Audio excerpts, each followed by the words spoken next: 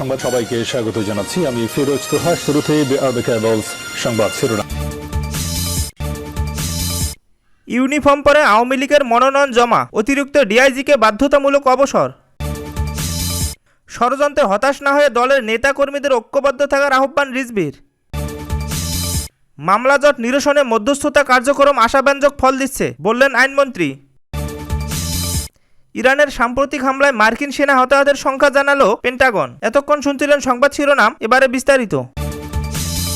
Uniform পরে আওয়ামী লীগের মনোনয়ন জমা, অতিরিক্ত ডিআইজিকে বাধ্যতামূলক অবসর। কার্যক্রম নিষিদ্ধ আওয়ামী লীগের মনোনয়নপত্র জমা দেওয়ার সময় পুলিশের ইউনিফর্ম পরে অংশ নেয় অভিযোগে ট্যুরিস্ট পুলিশের অতিরিক্ত ডিআইজি মোহাম্মদ মনিরুজ্জামানকে বাধ্যতামূলক অবসর দিয়েছে সরকার। সোমবার স্বরাষ্ট্র মন্ত্রণালয়ের সিনিয়র সচিব মঞ্জুরুল মোর্শেদ চৌধুরী সই করা এক প্রজ্ঞাপনে এ আদেশ জারি করা হয়। প্রজ্ঞাপনে বলা হয়, 2024 সালের 29 এপ্রিল ঝিনাইদহ 1 আসনের উপনির্বাচনে আওয়ামী লীগের মনোনয়নপত্র প্রত্যাশী মনিরুজ্জামানের ছোট ভাই মোহাম্মদ ওয়াহিদুজ্জামান ঢাকার ধানমন্ডির দলটি রাজনৈতিক কার্যালয়ের মনোনয়নপত্র জমা দিতে যান। সে সময় অতিরিক্ত ডিআইজি মোহাম্মদ মনিরুজ্জামান পুলিশের ইউনিফর্ম পরা অবস্থায় তার সঙ্গে উপস্থিত ছিলেন এবং সক্রিয়ভাবে অংশ নেন। এ ঘটনায় একজন দায়িত্বশীল পুলিশ কর্মকর্তা হিসেবে শিষ্টাচার বহির্ভূত আচরণ, উপনির্বাচনে বেআইনিভাবে প্রস্তাব বিস্তারের কৌশল এবং জনসম্মুখে পুলিশের ভাবমূর্তি ক্ষুণ্ণ করার অভিযোগে তার বিরুদ্ধে বিভাগীয় মামলা করা হয়। পরে তাকে কারণ দর্শানোর নোটিশ দেওয়া হয়। কারণ দর্শানোর নোটিশে তিনি লিখিত জবাব দিলেও ব্যক্তিগত শুনানিতে অংশ নিতে অনাগ্রহ প্রকাশ করেন। পরবর্তীতে গঠিত 3 সদস্যের তদন্ত বোর্ড অভিযোগগুলোর সত্যতা পায়। এরপর তার বিরুদ্ধে দ্বিতীয় দফা কারণ দর্শানোর নোটিশ জারি করা হলেও তিনি কোনো জবাব দাখিল করেননি। কোনো জবাব না দেয়ায় তদন্ত প্রতিবেদন নথি পর্যালোচনা করে তাকে বাধ্যতামূলক অবসর দেওয়ার প্রাথমিক সিদ্ধান্ত নেন স্বরাষ্ট্র মন্ত্রণালয়। সরকারি কর্মচারী শৃঙ্খলা ও আপিল বিধিমালা অনুযায়ী বাংলাদেশের সরকারি কর্ম কমিশন পিএলসি এই সিদ্ধান্তের সঙ্গে একমত পোষণ করে। সর্বশেষ নিয়োগকারী কর্তৃপক্ষ হিসেবে রাষ্ট্রপতির অনুমোদনের পর অসদাচরণ প্রমাণিত হওয়ায় তাকে বাধ্যতামূলক অবসর গুরুদণ্ড দেয়া হয়। এর আগে 2024 সালে আওয়ামী লীগ সরকারের পতনের পর 11 আগস্ট স্বরাষ্ট্র মন্ত্রণালয়ের জননিরাপত্তার বিভাগে স্বেচ্ছায় অবসর দিয়ে আবেদন করেছিলেন মোহাম্মদ মনিরুজ্জামান। সেই আবেদনপত্রে তিনি লিখেছিলেন, মহান আল্লাহ তাআলার কিতাবের সর্বশেষ পরিপূর্ণ সংস্কার আল কোরআনের জ্ঞান ও ন্যায় অন্যায় প্রজ্ঞাপন দান করায় আমি বুঝতে পারছি যে বাংলাদেশ পুলিশ বাহিনীতে আর চাকরি করা আমার পক্ষে সমীচীন নয়। এ কারণে 11 আগস্ট আমি পুলিশের আমার পদ থেকে স্বেচ্ছায় অবসর গ্রহণ করলাম। আবেদনপত্রে তিনি বিগত সরকারের সময়ে পুলিশের ভূমিকা ও মন্ত্রীদের আদেশের তীব্র সমালোচনা করে বলেন, বিগত 10 বছরের বিভিন্ন সময় আওয়ামী লীগ সরকারের মন্ত্রীদের অবৈধ আদেশ ও পুলিশের শীর্ষ পর্যায়ের কর্মকর্তাদের বর্বর আদেশে শিশু কিশোর সহ বহু মানুষের মাঠ পর্যায়ে পুলিশ সদস্যরা হত্যা করেছে, যার পরিপ্রেক্ষিতে বাংলাদেশ পুলিশ বাহিনী গণশত্রুতে পরিণত হয়েছে। এ অবস্থায় মানুষের ঘৃণার পাত্র হিসেবে আমি পুলিশ বাহিনীতে চাকরি করতে ইচ্ছুক নই, তাই আমি চাকরি থেকে স্বেচ্ছায় অবসর গ্রহণ করলাম। আবেদনপত্রে তিনি ছাত্র জনতার উপর তৎকালীন সরকারের আচরণকে নিষ্ঠুরতম হিসেবে উল্লেখ করেছিলেন।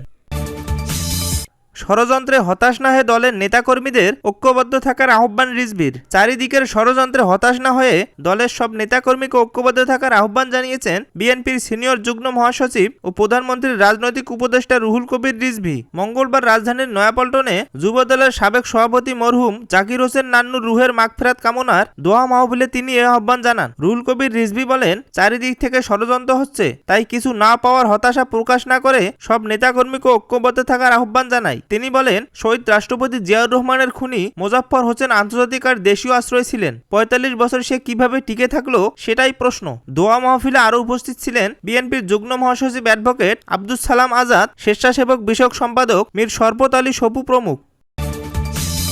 মামলা জট নিরসনের মধ্যস্থতার কার্যক্রম আশাব্যঞ্জক ফল দিচ্ছে, বললেন আইনমন্ত্রী। আইন বিচার ও সংসদ বিষয়ক মন্ত্রী মোহাম্মদ আসাদুজ্জামান বলেছেন, প্রি কেস মামলা পূর্ব বাধ্যতামূলক মধ্যস্থতা কার্যক্রম বিচার প্রার্থীদের দ্রুত সহজে নিরোধ নিষ্পত্তির সুযোগ সৃষ্টি করেছে এবং আদালতের নতুন মামলা দায়ের উল্লেখযোগ্যভাবে কমিয়ে ইতোমধ্যে আশাব্যঞ্জক ফল দিচ্ছে। এই উদ্যোগকে আরও কার্যকরভাবে বাস্তবায়ন করা গেলে দেশের দীর্ঘদিনের মামলা জট নিরসন বড় ধরনের অগ্রগতি সম্ভব হবে। মঙ্গলবার ঢাকায় আইন মন্ত্রণালয়ের সম্মেলন কক্ষ থেকে ভার্চুয়ালি 10টি জেলার মামলাপূর্ত বাধ্যতামূলক মধ্যস্থতা কার্যক্রমের উদ্বোধনী অনুষ্ঠানে প্রধান অতিথির বক্তব্যে এসব কথা বলেন আইনমন্ত্রী। তিনি বলেন, দেশের বর্তমানে প্রায় 45 লক্ষ মামলা বিচারাধীন, যা বিচার ব্যবস্থার উপর একটি বড় চাপ সৃষ্টি করেছে। এ বাস্তবতায় আদালতে মামলা দায়েরের আগেই বিরোধ নিষ্পত্তির সুযোগ সৃষ্টি করতে পারলে বিচার প্রার্থীর সময়, অর্থ ও ভোগান্তি কমবে এবং আদালতের উপর চাপও উল্লেখযোগ্যভাবে হ্রাস পাবে। আইনমন্ত্রী জানান, একটি পাইলট প্রকল্পের আওতায় 20টি জেলায় প্রি কেস মডিফিকেশন চালুর পর 2025 সালের ফেব্রুয়ারি মে মাসের সময়ে তুলনামূলক 2026 সালের একই সময়ে বিভিন্ন আইনে মামলা দায়েরের সংখ্যা উল্লেখযোগ্যভাবে কমেছে।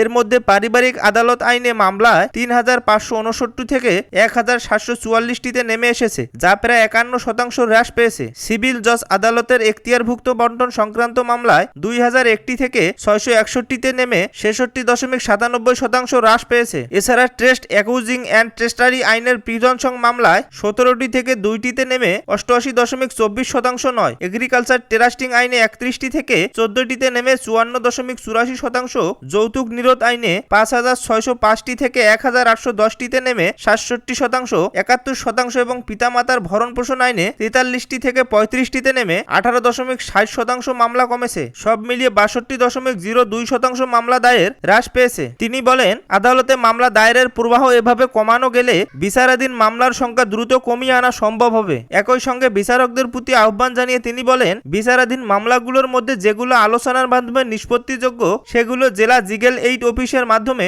মধ্যস্থতার জন্য রেফার করলে বিচার প্রক্রিয়া আরও গতিশীল হবে। আইনমন্ত্রী আশা প্রকাশ করে বলেন, আদালত, জেলা লিগ্যাল এইড অফিস, আইনজীবী ও সংশ্লিষ্ট সবাই সম্মিলিতভাবে কাজ করলে আগামী 1 বছরের মধ্যে বিচারাধীন মামলার সংখ্যা উল্লেখযোগ্য পরিমাণ কমিয়ে আনা সম্ভব হতে পারে। তিনি সাংবাদিকদের উদ্দেশ্য করে বলেন, লিগ্যাল এইডের মাধ্যমে পরিচালিত মধ্যস্থতার কার্যক্রম সম্পর্কে জনগণের সচেতন করতে গণমাধ্যম গুরুত্বপূর্ণ ভূমিকা পালন করতে পারে। সরকারের অর্থায়নে পরিচালিত এই কার্যক্রমের মাধ্যমে অসহায় প্রান্তিক জনগোষ্ঠী বিনামূল্যে আইনগত সহায়তা ও দ্রুত ন্যায় বিচারের সুযোগ পাচ্ছে। এই তথ্য জনগণের কাছে পৌঁছে দিতে হবে। গণমাধ্যমের সহযোগিতা কামনা করেন তিনি। কক্সবাজার জেলার বর্তমানে 1 লাখের বেশি মামলা বিচারাধীন উল্লেখ করে তিনি জেলা জজ, বিচার বিভাগীয় কর্মকর্তা সংশ্লিষ্টদের আগামী 3 মাসের মামলা দুটো দৃশ্যমানভাবে কমানোর উদ্যোগ গ্রহণের আহ্বান জানান। আগামী 30 সেপ্টেম্বর অগ্রগতির পর্যালোচনা করা হবে বলেও জানান তিনি। তিনি আরও বলেন, প্রি কেস মেডিফিকেশন কার্যক্রম বাস্তবায়নে জাইকা, ডিআরজিকে এবং ইউএনডিপিএফ এর সহযোগিতায় প্রশংসনীয়। এ সহযোগিতার জন্য তিনি সংশ্লিষ্ট উন্নয়ন সহযোগীদের